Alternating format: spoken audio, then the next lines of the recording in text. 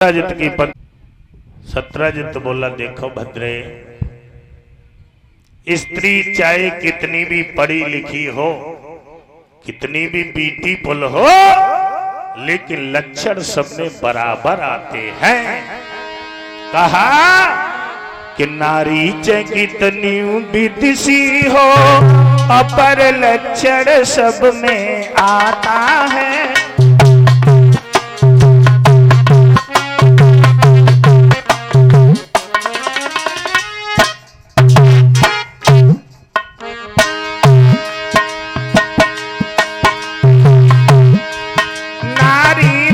कितनी विदिशी हो,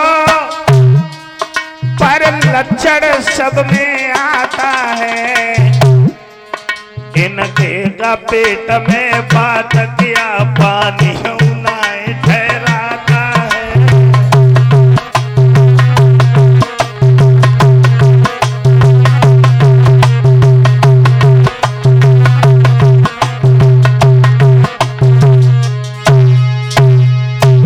कितनी भी पढ़ी लिखी हो, कितनी भी ब्यूटीफुल हो, लेकिन बात की छोड़ो पानियों ना रुकतो है।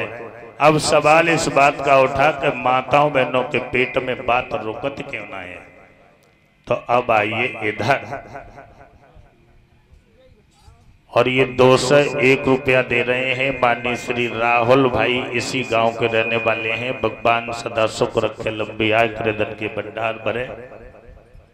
गौर करते हैं, जब कुरुक्षेत्र के मैदान में घमासान युद्ध हो रहा था,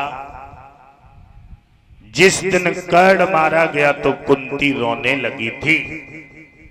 धर्मराज ने पूछा, मां, कौरवों का कोई योद्धा मारा जाता था तो तुम हंसा करती थी, लेकिन आज कर्ण मारा गया तो रो क्यों रही हो?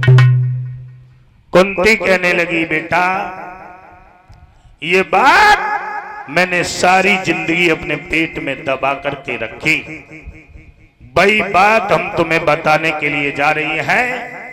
आज जो कर्ण मारा गया, ये तुम्हारा सबसे बड़ा भैया मारा गया, ज्येष्ठ भैया था। इसे मैंने कुआरे पर जन्म दिया था और दुनिया की लोक लाज के कारण एक बदूसा में बंद करके बहा दिया। आज तुम्हारा बही भैया मारा गया। धर्मराज कहने लगे, मां, तुमने बहुत बुरा किया। अगर ये बात हमें पहले बता देती तो हमारे हाथों से हमारे बड़े भैया की मृत्यु नहीं हो जाती। तो आज के बाद सारी नारी जाति को श्राप देते हैं कि किसी भी स्त्री के पेट में बात रुक नहीं सकती, जो आगे चल के छोटे भैया से बड़े भैया को न मार दे। तो इस वजह से माताओं बहनों के पेट में बात रुकती नहीं है। पाप किया था कुंती ने और भोग रही है बेचारी आज की। सत्राजित की पत्नी ने शाम को भोजन बनाया और भोजन बनाने के बाद में पति को भोजन कराया, स्वयं भोजन किया और चारपाई पे पति को लेटा दिया। वैसे बैठो गद्दी लला मुड़ गाए, अब पान गाय बैठ गई और धीरे धीरे गोड़े दबान लगी और पूछने लगी, बताए दो क्या बात हो गई? जा दिन से तुम्हारे छोटे भैया का चले गए, 4 दिन से तुम्हें शरीर सूखी सूखी करिए पड़ेगा, 2-4 रोटी ना खाए तो बताए दो। गोड़े दबाती जाती है, पूछती जाती है, बताए तुम्हें मेरी कसम का उसे कहे थोड़ा। सत्राजित कहने लगा, देखो बता तो देंगे, लेकिन बड़े आदमी की बात न खाए बनते हैं न मोबाइल बनते हैं। अगर तुम पे नरक हो जाए तो कुन्ना में मूड दे के रो लियो, लेकिन कहियो मत गाओ से। जो कि बताओ, मड़ के पीछे कन्हैया ने मेरे भैया को मार दिया। जवाब दिया, बहुत बुरा हुआ, सो जाओ सो जाओ। और उन्हें तो चारपाई पे सुवाई दो पति को, और पूरी रात चारपाई पे करवट बदलती रही कि कब सवेरो हो तो पड़ोसी जिज्जी से पेट को बबू को। रात के 4 बजे ही घनौची से घड़ा उठाओ और कुआं पे पानी भरने के लिए पहुंची। घड़ा भर के रख लो और बैठ गई, कान लगी। देखो ना, जब मोहल्ला की कितनी खराब है, एक नया ही सवेरो है, तब तक एक पड़ोसी ने आई गई और जवाब दो जी, एक बात बताओ, इतो सब तो पानी भरने गाय के लिए चली आई जगह बैठ ही रहा ऐसी बात जो न मालूम पर बैठ ही रहा का बताए लौड़े पापा जा कही उदन निक नमक को भात रान दियो ताकि हमारे पानी भरने चली आई और जो कही तुमने कोई नई बात सुनी जो कही ना कहियो ना काऊ से तुम्हें तुम्हारे लड़कन की कसम तुम्हारे पति की कसम कहियो ना जो कही सब घर की कसम खवाते तेरी बात हमने काऊ से कही तेरो ब्याह मेरो ब्याह संग संग बहु है और तूने ब्याहबारी बातें बताई तेरी कही तो नहीं कहा उसे जवाब दिया उसी समय मड़ के पीछे भगवान कन्हैया ने मेरे देवर को मार दिया। बहुत बुरा हुआ बहुत बुरा हुआ। अब बे अपने घरे गई अब बे अपने घरे गई दोनों को पेट को भभू को पड़ोसी के पास में पहुंची और जवाब दो जी तुम्हारे घरे थोड़ो नमक हो तो नमक हमें दे दो। तू रोज रोज चली आते कल ले गई सो ने दाऊ तूने उधार और रोज रोज चली आते हैं क्या तेरा पति है ना लान बाबू है तो लेकिन वो काऊ बात की ना सुनतो है सुनतो ही ना कतई काऊ काम की ना सुनतो है। हमें पूछो जे बच्चा हमने कैसे पाले जे हाँ तो ऐसो करे जी कब सुख ना मिलो जा दिन से शादी भई है ता दिन से सुनो कि जा दिन से आई प्यारी और हर दम तकलीफ उठाई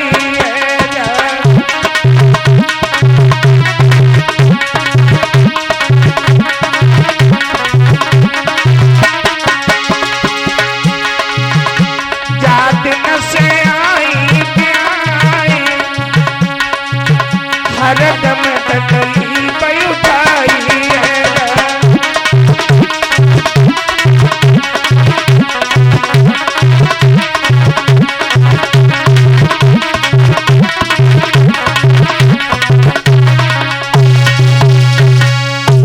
कहा बताएं हमने कबू सुख ना जानो पति हमारो जागर बागर घूमत रातो काऊ काम की ना सुनतो है बिल्कुल बेकार है। कहा बड़ा दुखी है ऐसो करे बदलो कर ले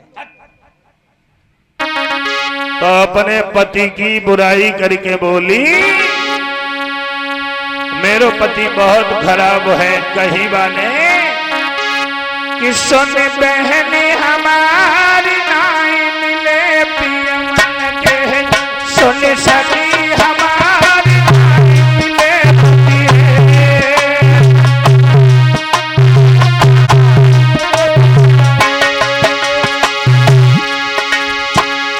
कितो खराब है। अरे मैं गोरी पति करियाला के बगुला के ढिल कहुआ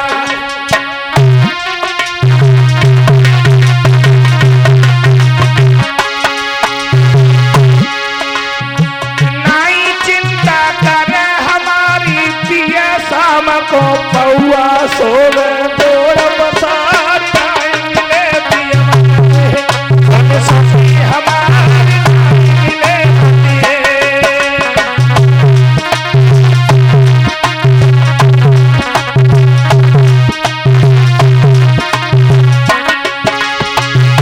और बताएं बूतरा तुहार खेतन में नहीं कुछ चिंता मेरी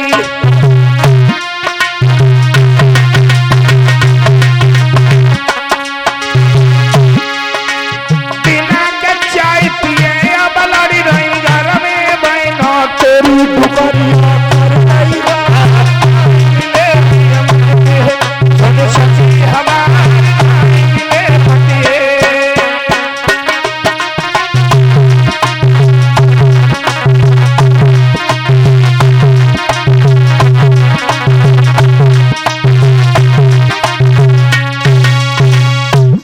जवाब दो कहा बताएं पति मेरो बहुत बेकार है पड़ोसन का तेरो पति खराब है मेरो पति तो खराब थोड़ा ही है मेरो बहुत बढ़िया है। मेरी तो किस्मत ही खुल गई तो मैं अपने पति की बड़ाई करके बोली और कहा जवाब दिया, अरे मेरे संग को भरना रे दैया खुलो नसीब, कोई मिले पति मन के।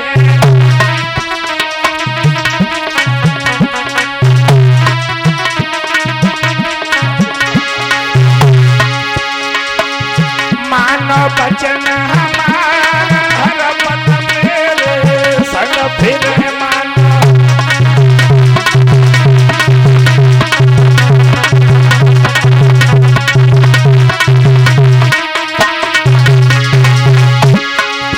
कितना बढ़िया है हमारा पति, बढ़िया है। जी हमारी तो किस्मत खुली गई।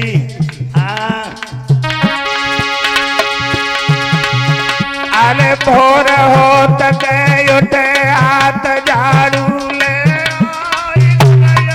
न सब झारे।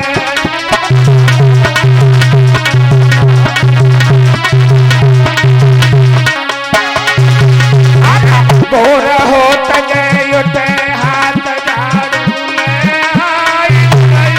न सब झारे।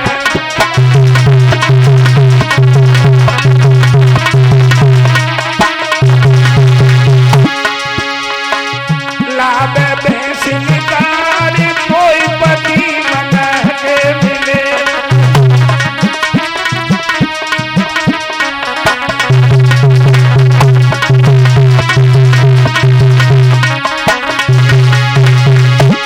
और बताएं, हम तो परी राती हैं, सब काम कर देते हैं। अरे तासो खाई खाई के मोटी हो गई हम तो। कहीं चौका बासन करे चाहेगी चिंता नाई रोटी करने आवे।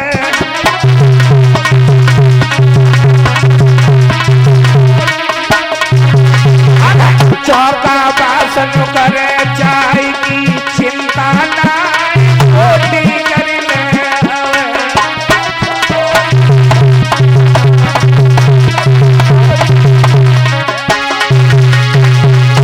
एक बात बताएं, अगर गुस्सा हो जाए तो सबके सामने कचना का करत मालूम ले तक कमरों में ही मार कोई पति बना के मिले।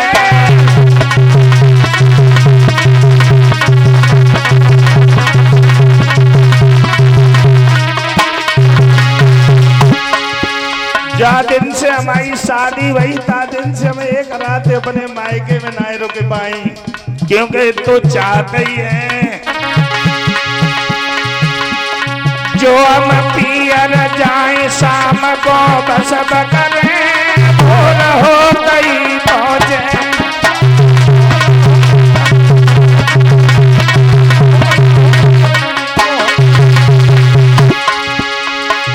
लाबे संग बुलाई कोई पति मन के मिले।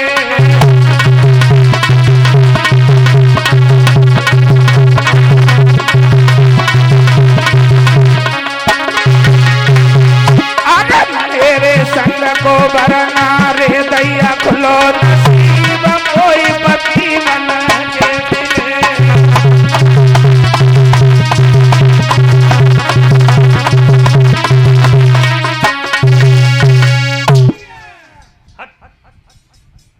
उसी समय जवाब दिया, जिस चीज की जरूरत है ले जाओ। पड़ोसिन से कहा, तुमने कोई बात सुनी जो कोई ऐसी क्या बात है कि कहना मत, सही सारा हो डोले हम तुम तो खिंची खिंची फिरे। मड़ के पीछे कन्हैया ने प्रसन्न को मार दिया। याद रखना, सुबह से दोपहर नहीं हुआ तब तक पूरी द्वारिका में आग इसी लग गई कि मड़ के पीछे कन्हैया ने प्रसन्न को मार दिया। पूरे गांव में अगर बात फैलानी है तो 4 आदमी से मत कहो, एक स्त्री से कह दो और बाद में जो कह दो कि काऊ से कहियो मती। फिर देखो अमर उजाला अखबार की तरह ताजी खबर फैलाती है, ताजी खबर। पूरी द्वारिका में आगी सी लग गई कि मड़ के पीछे कन्हैया ने प्रसन्न को मार दिया।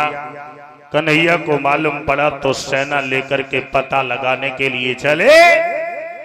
तो रास्ते में जाकर के देखा तो हेलो, एक मनुष्य की हड्डियां पड़ी थी और मनुष्य की हड्डियों के पास से शेर के पैरों के चिन्ह दिखाई दे रहे थे।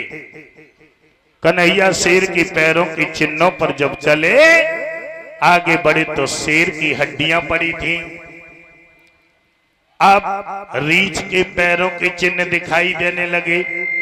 तो रीछ के पैरों के चिन्हों पर जब चले तो आगे एक गुफा पड़ी थी। गुफा, सेना से कहा कि 21 दिन तक मेरा इंतजार करना। 21 दिन में लौट के आ गया तो जिंदा हूं, नहीं तो मर गया।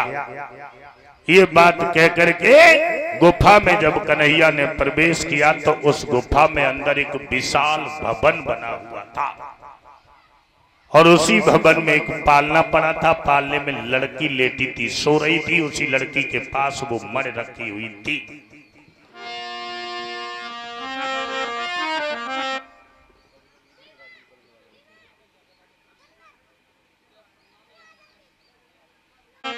कि अंदर था एक विशाल भवन और जामे थी पलना पड़ी हुई।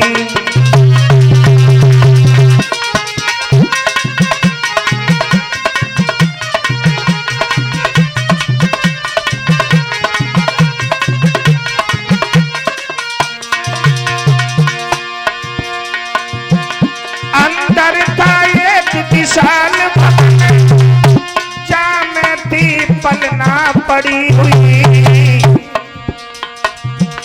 बालल नाही के पलना में वो सुंदर मणि थी धरी हुई।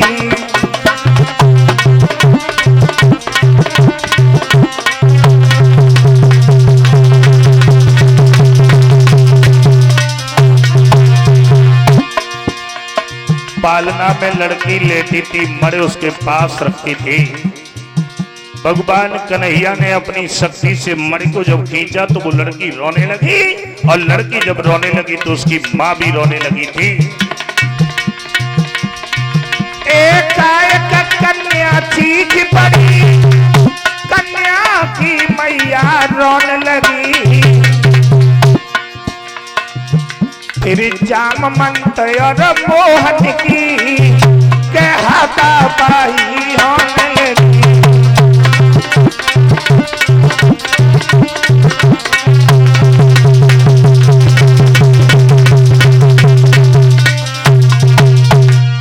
मणि को जब खींचा तो लड़की रोने लगी, उसकी माँ भी रोने लगी। तो उसी समय जामवंत निकल के आए तो भगवान कन्हैया से युद्ध होने लगा था जामवंत का। भगवान कन्हैया ने जब जामवंत के मौका मारा तो जामवंत के मुंह से लहू निकल पड़ा। कौन थे जामवंत? ये बई जामवंत थे, त्रेता वाले। राम ने जब लंका से विजय प्राप्त की, सबसे पूछा किसी की आशा बाकी तो नहीं है? तो जामवंत अपनी भुजा को खजा करके कहने लगे कि हमारी अभी भुजाओं की खजुआट नहीं मिटी है। राम ने कहा अब ये मर्यादा के बंधन में है, तुम्हारी सारी आशाएं पूरी नहीं कर पाएंगे। द्वापर में मेरा कृष्ण अवतार होगा, तब हम तुम्हारी सारी आशाएं पूरी करेंगे। तो बेई जामवंत थे। जामवंत ने अपनी बिटिया जामवंती का विवाह भगवान कन्हैया के साथ किया।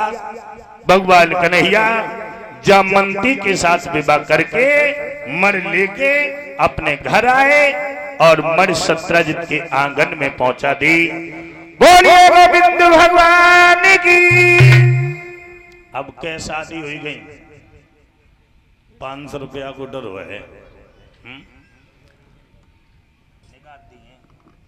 बताया श्री सुखदेव जी ने कि हे उत्तरानंदन परीक्षित, सत्रजित को जब मालूम पड़ा कि मैंने कन्हैया के ऊपर झूठा दोष लगा दिया, कन्हैया ने मेरे भैया को नहीं मारा था, किसी और ने मारा और ये कलंक लग गया मेरे ऊपर। कलंक कैसे छूटेगा? तो सत्रजित की पत्नी बोली कलंक छूट जाएगा। तुम्हारे आंगन में एक लड़की है सत्यभामा, उसकी शादी कन्हैया के साथ कर दो, रिश्तेदारी हो जाएगी, कलंक छुट जाएगा। तो सत्यराजित ने अपनी बिटिया सत्यभामा की शादी कन्हैया के साथ में की। मड़ जो वापस आ गई थी वो मड़ कन्हैया को दान में जब दी तो कन्हैया ने मड़ तो लौटा दी और सत्यभामा के साथ शादी करके घर आए। बोल गोविंद भगवान की। अब क्या हो गए, क्या हो गए? तुम लोग बातें में लगे, तुम बताओ पहले। हैं निरा पल्ले जा रही कथा सुन रहे हो? गांव में लड़कियां चिल्लाती रही है ना, बात चाहे हाँ गाना गाती रही है कि नैना मारे मारे काना बुला लूंगी तो है। बुलाए क्यों ना लाए फिर? हैं पता नहीं कैसे गाना चले। छज्जे ऊपर बहु बाजरा खिलेगा फूल चमेली को, बाजरा के पेड़ पे चमेली को फूल खिल सकता है? आप अंदाज लगाओ। निरा लड़की ना की कथा सुनी हो ये।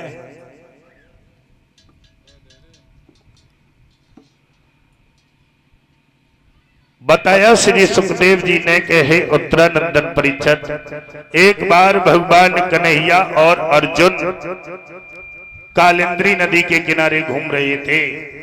सूर की पुत्री कालिंद्री नदी के किनारे बैठी हुई थी। तो सूर ने आकर के भगवान कन्हैया से कहा, कन्हैया हमारी लड़की कालिंदी आपकी रास्ता देख रही है, शादी के योग्य है और इसके साथ शादी करो, इसे अपनाओ, अपने घर ले जाओ। तो सूर के कहने से भगवान कन्हैया ने कालिंदी के साथ में शादी की, तब घर आए। बोल गोविंद भगवान की। अब क्या हो गए हैं? चार उपाय बताया श्री सुखदेव जी ने कि एक बिंदुसैन और जैन के राजा थे जिनकी लड़की का नाम था मित्रविंदा, और उन्होंने अपनी लड़की मित्रविंदा का स्वयंवर किया था।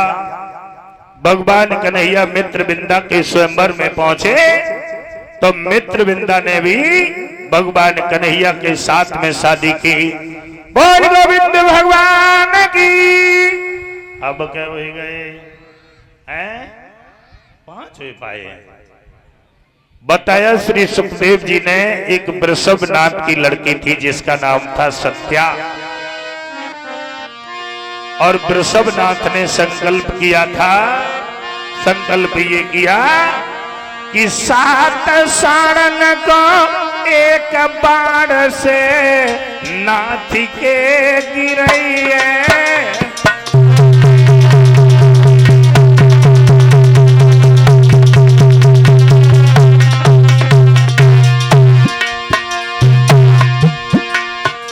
अरे पाई की बिना कहे अब सत्या दुल्हन बनी है।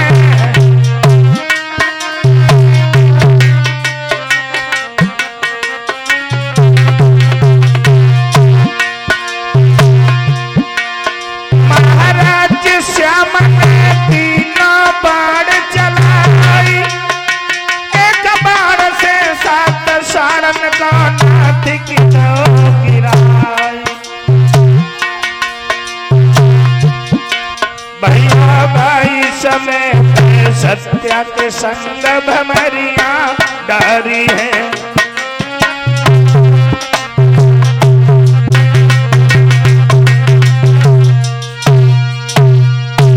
वृषभनाथ ने संकल्प किया कि एक बाण से 7 साणों को नाथेगा, मैं अपनी लड़की सत्या का विवाह उसी के साथ करूंगा। भगवान कन्हैया ने एक बाण से 7 साणों को नाथा और सत्या के साथ में विवाह किया, तब घर आए। बोल गोविंद भगवान की। अब क्या हो गए? 6 उपाय बताया श्री सुखदेव जी ने कहे उत्तरानंदन परिषद। एक नरपति भगवान कन्हैया शीलभद्रा के स्वयंवर में जब पहुंचे तो शीलभद्रा ने भी कन्हैया की गर्दन में जयमाला डाली। बोल गोविंद भगवान की। अब क्या हो ही गए, 7 हो पाए। बताया श्री सुखदेव जी ने एक भद्रभूप की लड़की थी जिसका नाम था लक्ष्मणा, और भद्रभूप ने भी अपनी बिटिया लक्ष्मणा का स्वयंवर किया था। कन्हैया को मालूम पड़ा तो लक्ष्मणा के स्वयंवर में जाकर के बैठ गए। लक्ष्मणा जयमाला लेकर के आई, कन्हैया को देखा तो सोचने लगी इनसे बढ़िया कौन है। तो लक्ष्मणा ने भी कन्हैया की गर्दन में जयमाला डाली। बोल गोविंद भगवान की। अब क्या हो ही गए, 8 हो पाए। बताया श्री सुखदेव जी ने एक नरकासुर एवं भौमासुर नाम का राक्षस था जिसने 16,100 लड़कियों को जेल में डाल दिया था। 16,100 लड़कियों को जेल में डाल दिया था। तो 16,100 लड़कियों ने भगवान कन्हैया को याद किया। तो भगवान कन्हैया ने नरकासुर एवं भौमासुर नाम के राक्षस का वध किया, और वध करने के बाद 16,100 के साथ में शादी की, तब घर आए।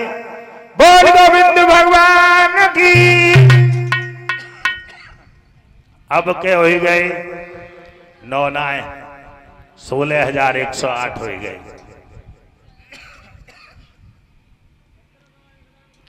वैसे बताया तो ये जाता है कि भगवान कन्हैया के 16,109 विवाह हुए थे। अब 1.5 कहां से आओ।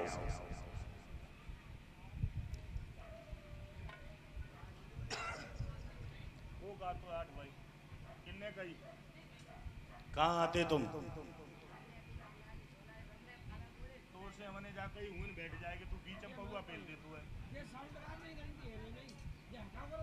नमा विवाह राधा के साथ में बताया जाता है। एक किताब है, उस किताब का नाम है गर्ग संहिता।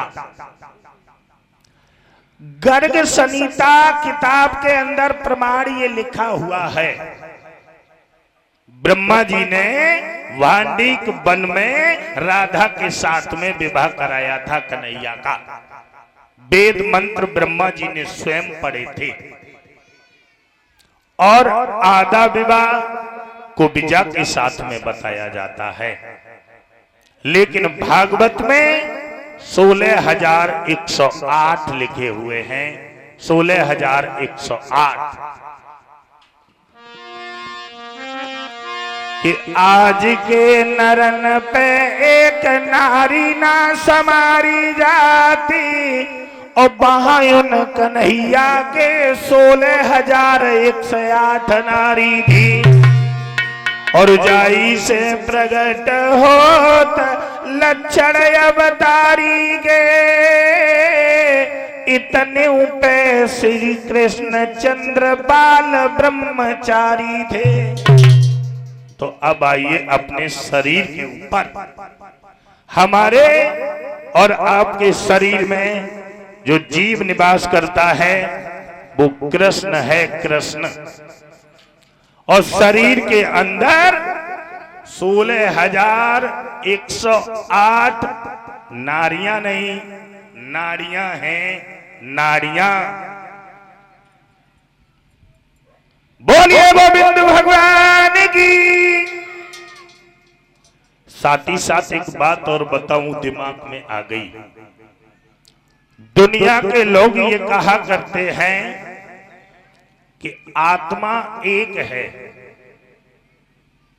आत्मा एक ही तो है, फिर जे इतने जने जिंदा कैसे हैं? हमू का के लिए जिंदा है। एक आत्मा है, एक मरेगा तब दूसरा जिंदा लेगा, क्योंकि आत्मा एक है। सबके अंदर कैसे है? सोचने वाली बात है, शंका वाली बात है। जब आत्मा एक है एक मरेगा तब दूसरा जिंदा होगा। लेकिन दुनिया में इतनी जनसंख्या है तो ये कहां से आए, सबके अंदर आत्मा कैसे आएगी? तो गौर करते हैं, एक बिंब होता है, एक प्रतिबिंब होता है। पढ़े लिखे लोग जानते होंगे, बिंब जो होता है वो ओरिजिनल होता है और प्रतिबिंब जो होता है वो लोकल परछाई होती है। तो हमारे आपके अंदर आत्मा का प्रतिबिंब है। आत्मा का प्रतिबिंब है। जैसे शीशा में चेहरा देखते हैं तो शीशा में हम हैं लेकिन हम नहीं हैं।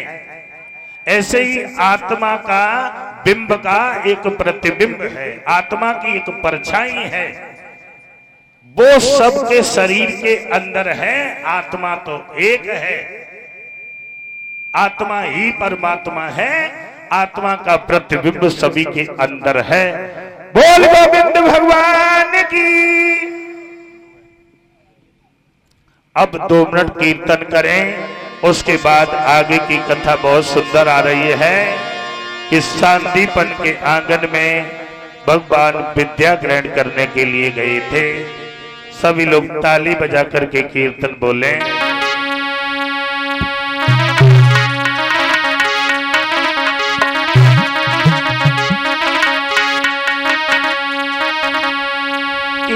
यशोदा जी के लाल गागरी उठाए गयो मेरी यशोदा।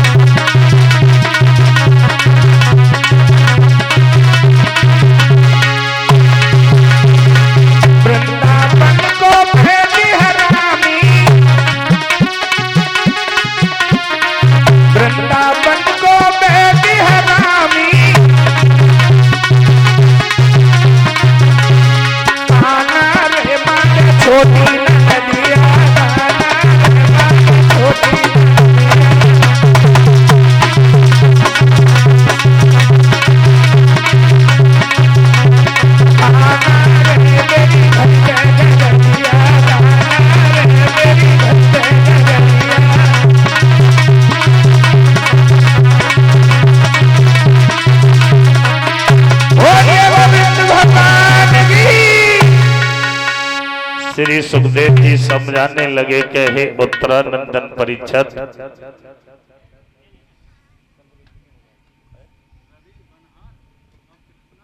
यह है कि एक अमीर आदमी की आत्मा शरीर छोड़ने के बाद जब स्वर्ग में पहुंची तो भगवान ने ये कहा था कि तुम कुछ लेकर के आए या नहीं आए। हमने तुम्हें पैसा दिया, गाड़ी बंगला जमीन जायदाद सब कुछ दी, कुछ लेके आए? तो अमीर आदमी की आत्मा बोली प्रभु कुछ नहीं लेके आए, बस घर वालों ने 2 मीटर कपड़ा डाला, वो भी मरघट तक आया, वो भी साथ छोड़ के चला गया। भगवान बोले कुछ ले आते, रिश्वत में जमा कर देते तो हम तुम्हें छोड़ देते। तो अमीर आदमी की आत्मा बोली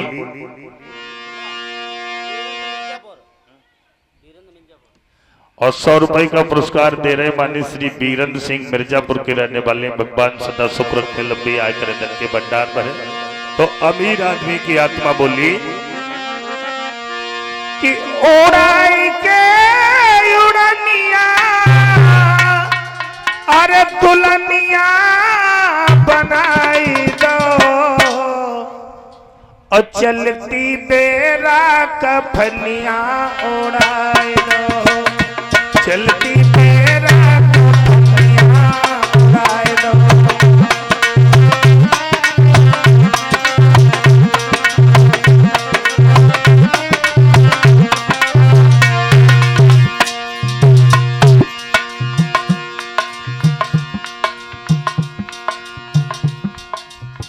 दुल्हनिया बनाए दो, क्योंकि यमदूत जब ले जाते हैं आत्मा को तो आत्मा स्त्रीलिंग हुआ करती है, आत्मा स्त्रीलिंग है न कि पुल्लिंग। उड़ाई के उड़निया दुल्हनिया बनाए दो, चलती बेरा कफनिया उड़ाए दो, चलती बेरा कफनिया उड़ाए दो।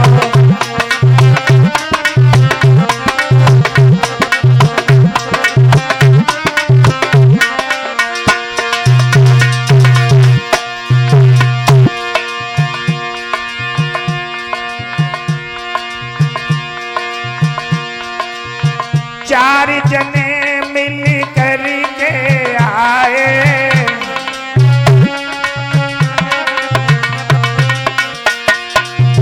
चार जने मिल कर के आए,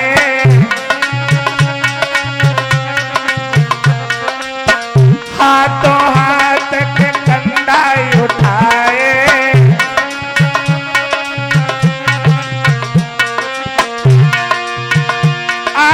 घर से दूर मरघट में भैया देखो मोई होरी सो जराए दो, चलती बेरा कफनिया उड़ाए दो, चलती बेरा कफनिया उड़ाए दो।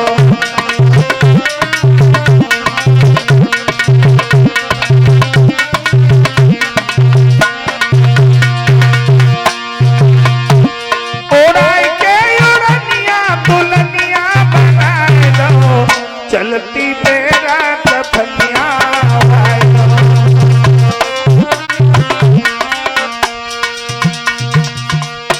नव दुल्हन की तरह सजा करके यमदूत ले जाते हैं इंसान को,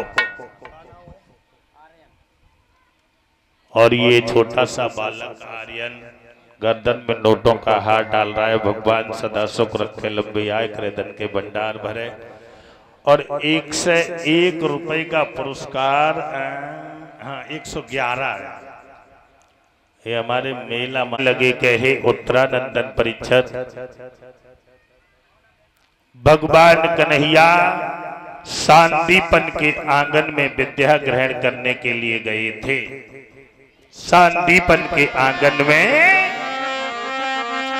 कि राम कृष्ण से को बड़ो उन्होंने गुरु की,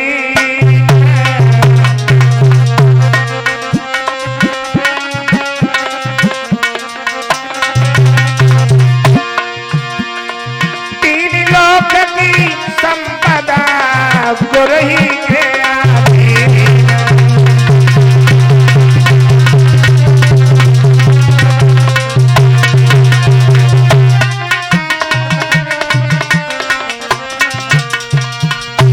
राम कृष्ण से को बड़ो उन्होंने गुरु कीन, तीन लोक की संपदा गुरु ही के आधीन।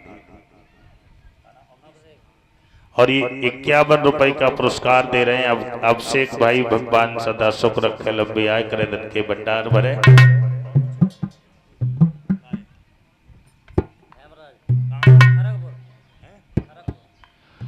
और 101 रुपए का पुरस्कार दे रहे हैं माननीय श्री हेमराज सिंह, फरदपुर के रहने वाले हैं। भगवान सदा सुख रखे, लंबी आय करे, धन के भंडार भरे। भगवान ने भी गुरु बनाए थे। अब सवाल इस बात का उठा, शांतिपन के आंगन में विद्या ग्रहण करते थे, उस टाइम एक ही गुरुकुल था क्या? एक ही गुरुकुल था जो शांतिपन के आंगन में गए, और गुरुकुल नहीं थे? और भी गुरुकुल थे, लेकिन शांतिपन के आंगन में क्यों गए, इसका भी एक कारण था।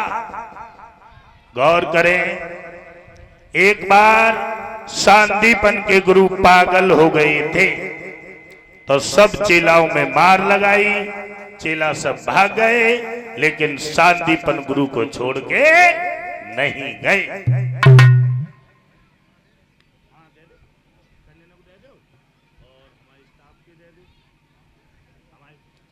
पर जितनी भी विद्या है वो तेरे ऊपर चली जाए, और ये मेरा वरदान है कि एक बार तीनों लोगों का स्वामी तेरे पास विद्या ग्रहण करने आएगा। तो इस वजह से शांतिपन के आंगन में विद्या ग्रहण करने गए थे। वहां पर सुदामा नाम का ब्राह्मण भी विद्या ग्रहण करता था। और ये 100 रुपए का पुरस्कार हमारे पास में आया है माननीय श्री मनोज कुमार दयालपुर की तरफ से, सभी साथियों को दे रहे हैं। भगवान सदा सुख रखे, लंबी आय करे, धन के भंडार भरे, धन धाम से भरपूर रहे। अब सुदामा नाम का ब्राह्मण भी विद्या ग्रहण करता था, और 100 रुपए का पुरस्कार दे रहे हैं माननीय श्री मुरारी लाल जी मिर्जापुर के रहने वाले हैं। भगवान सदा सुख रखे, लंबी आय करे, धन के भंडार भरे, धन धाम से भरपूर रहे। सुदामा नाम का ब्राह्मण विद्या ग्रहण करता था, तो एक दिन सुदामा के पैर में कांटा लग गया था, कांटा, और वो कांटा इतनी तेजी से लगा था कि पैर को फोड़ करके ऊपर निकल आया था, ऊपर। आरे विप्र सुदामा के पैर में के कांटो लग जाओ भाई,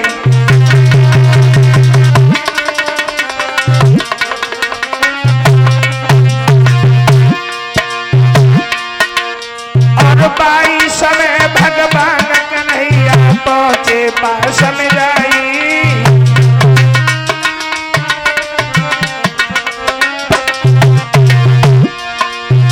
श्याम तब कांटो रहे निगार, अपने दांतन से खींच के कांटो रो निगार। भैया 22 में तो सुदामा ने बलिया बल दी है, 22 में तो सुदामा ने बलिया बल दी है।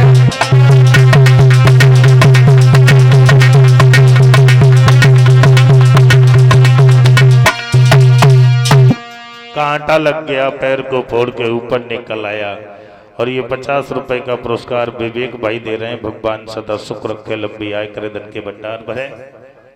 तो भगवान कन्हैया पास में पहुंचे, और सुदामा के पैर का जो कांटा था वो अपने दांतों से खींच करके निकाल दिया था। उसी दिन से सुदामा और कन्हैया में बहुत बड़ी मित्रता हो गई थी। विद्या ग्रहण कर रहे थे, धीरे धीरे समय गुजरा, तो एक दिन गुरु माता ने श्याम को बुलाया और जवाब दिया, श्याम घर में लकड़ी नहीं है, लकड़ियां लेकर के आओ, भोजन बनाना है, भोजन। और जवाब दिया है कि गुरु पत्नी बोली मोहन से, ओ लाला तनिक इधर आओ।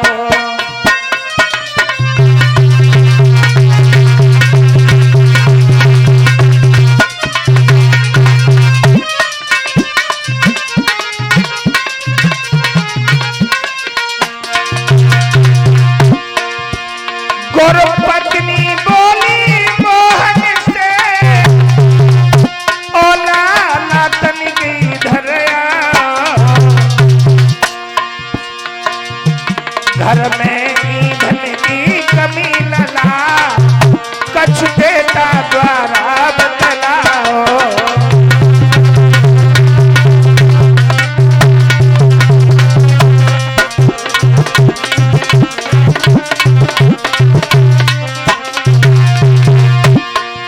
लकड़ियां नहीं है, लकड़ियां लेकर के आओ।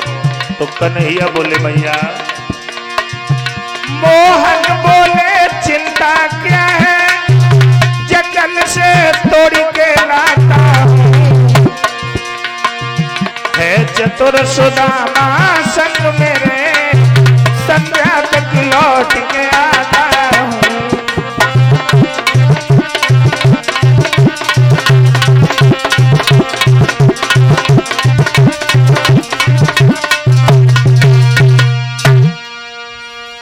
भगवान कन्हैया ने जवाब दिया, मैया चिंता न करो, सुदामा नाम का ब्राह्मण मेरे पास में है, मैं उसे ले जाऊंगा, जंगल से लकड़ी तोड़ करके लाऊंगा। तो सुदामा नाम के ब्राह्मण को लेकर के कन्हैया चलने को तैयार जब हुए, तो गुरु माता ने सुदामा को झालो मारे को बुलाओ जी की सुदामा हिया नाओ, हिया नाओ। और गुरु माता बोली कि इधर आइयो सुदामा, कछु बात है, इधर आइयो सुदामा।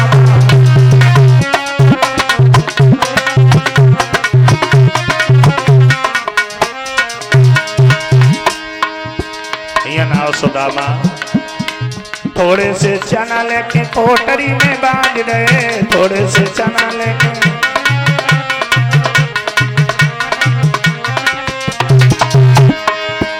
तुम भूखे दोनों बनी गुजर, इधर आइयो सुदामा।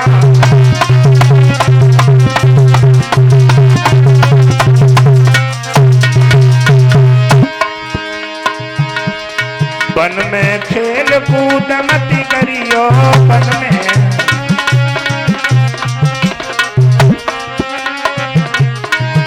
न करियो एक दूजे से, अरे मिलके खाते, इधर आइयो सुदामा।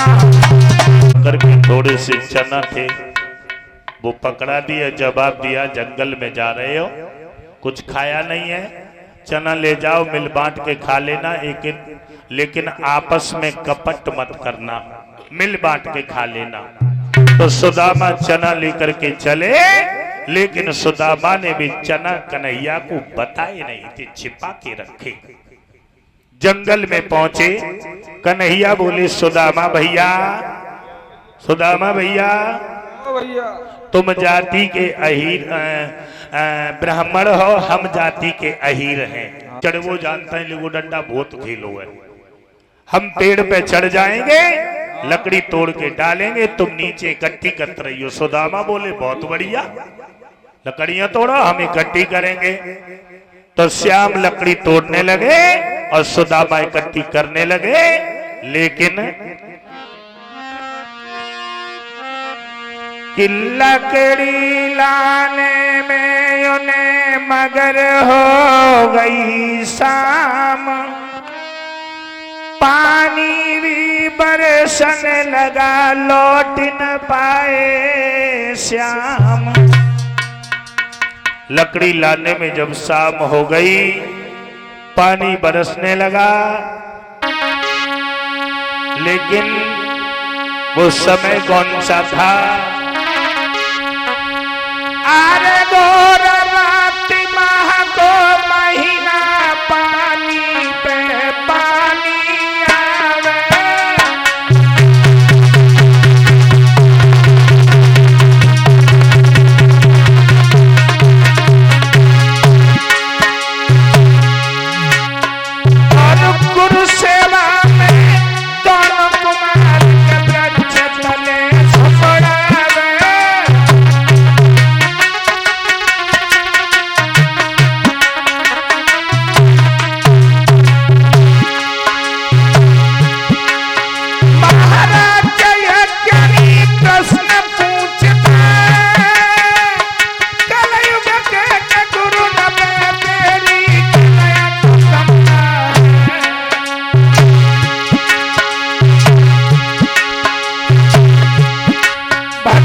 कलयुग के गुरन पे तेरी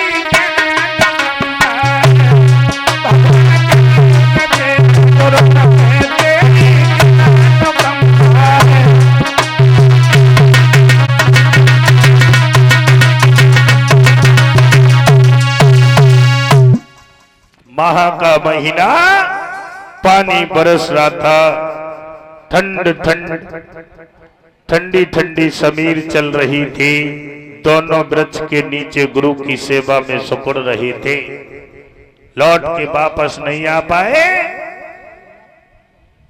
तो सुदामा को थोड़ी थोड़ी भूख लगी और सुदामा ने बेई चना निगारे और चबन लगा। सुदामा जब चना चबने लगा तो कन्हैया बोले, सुदामा भैया, ओ भैया पानी बस रहो है। हाँ भैया पानी जगह यहाँ पानी बस रहो है तो जवाब दो है कन्हैया ने, भैया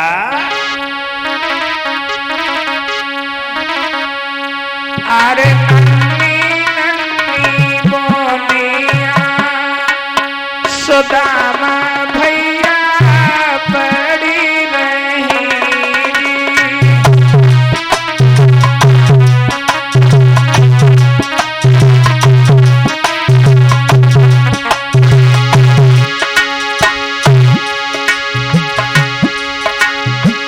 नन्ही नन्ही बोनिया सुदामा भैया पड़ी रहेगी।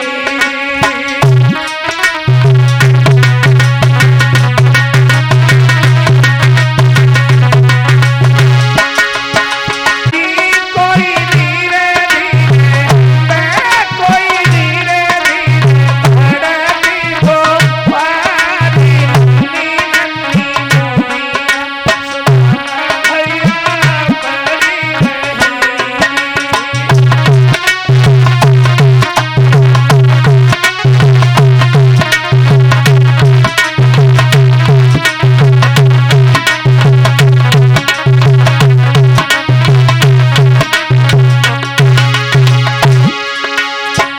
बरबादी अरिया भैया मेरे चली रहेगी।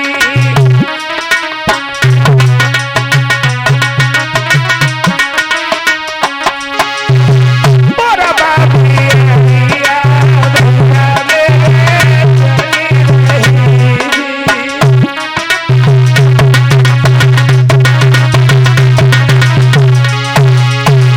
जी कोई धीरे धीरे हमें कोई धीरे धीरे बढ़ती हो पारी नन्ही नन्ही बोनिया सुदामा भैया पड़ी रहेगी।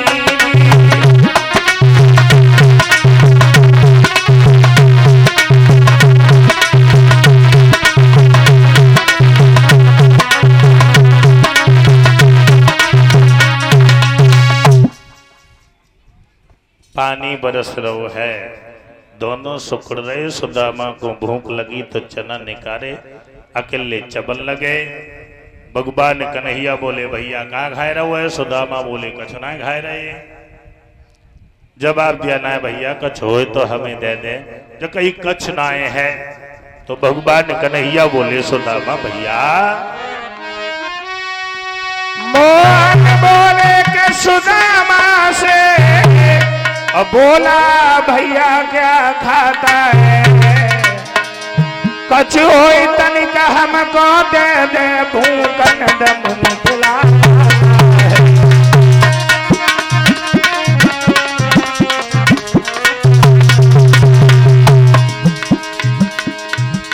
सुदामा बोलो कछ ना है, जगह कछ होए तो दे दे। तो जवाब दो सुदामा ने, कपटी बोला क्या रखा है? दांतन को ठंड सताए रही है, ताई सौंक कट कट की आवाज सुनाई कोई आए रही है।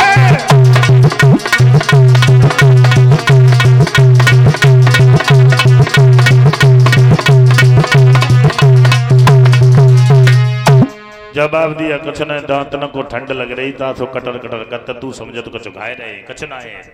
सुदामा ने भी चना नाए बताए और अकेले चबले, अकेले। अब सवाल इस बात का उठा कि वो चना कहां से आए थे। गौर करें, एक बुढ़िया चना लेकर के जा रही थी, कन्हैया और सुदामा घूम रहे थे, तो एक चोर आया, उस बुढ़िया से वो चना छिनाए और भाग गया। बुढ़िया बोली चोर पकड़ो चोर, तो कन्हैया उस चोर के पीछे भागे। सुदामा और बुढ़िया खड़ी रह गई। कन्हैया चोर के पीछे भागे, सुदामा वो बुढ़िया खड़ी थे, लेकिन बुढ़िया ने श्राप दे दिया। चोर से कहा चोर, ये चना लेकर के तू छीन के गया है, मेरा श्राप है कि जो भी ये चना चबेगा वो कंगाल हो जाएगा। ये कहकर के बुढ़िया अपने घर चली गई। सुदामा ने ये बात सुन ली। कन्हैया थोड़ी देर में चना छीन लाए, बुढ़िया नहीं मिली तो कन्हैया ने भी चना गुरुमाता को दे दिए। दूसरे दिन कन्हैया सुदामा जब लकड़ी लेने गए तो गुरुमाता ने समझा मेरे बच्चे भूखे हैं, कुछ नहीं है, कल कन्हैया चना लाए, लाओ बेई चना दे दें। तो बे चना सुदामा को जब दिए तो सुदामा ने चना देखे, सुदामा सोचने लगे ये बेई चना है जो बुढ़िया ने श्राप दिया था। जंगल में पहुंचे लेकिन वो चना नहीं बताए, और सुदामा अब वह बात सोच रहे हैं कि ये चना मैंने कन्हैया को दे दिया और कन्हैया ने चना चब लिए तो कन्हैया कंगाल हो जाएगा, और कन्हैया अगर कंगाल हो गया तो संसार कैसे चलेगा, और मैं बेकारी कंगाल हो जाऊंगा तो मैं जाति का ब्राह्मण हूं, भीख मांग के भी अपना परिवार पाल लूंगा। लेकिन मेरा कन्हैया अगर कंगाल रस्सी आ रही है हमारी तो कछना है, तो तुम बातें करते हो हैं। कितनी बढ़िया किस्मत है, हम बिना मतलब में पराठा की तरह अल्लाह आता है।